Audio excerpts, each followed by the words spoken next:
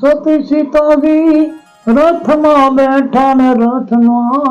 કનહારો ઋષિ મુનિના આશ્રમ આવ્યો ગંગાનો કિનારો લખવાનો વાંક નથી કઈ મારો લખવાનો વાંક નથી કઈ મારો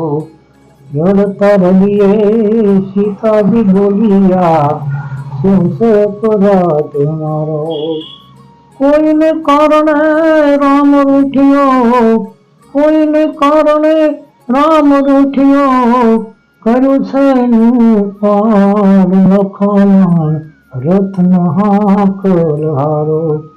સતી સીતાજી રથમાં બેઠા ને રથનો હાકલ હારો મુનિના આશ્રમ આવ્યો ગંગાનો કિનારો લખવાનો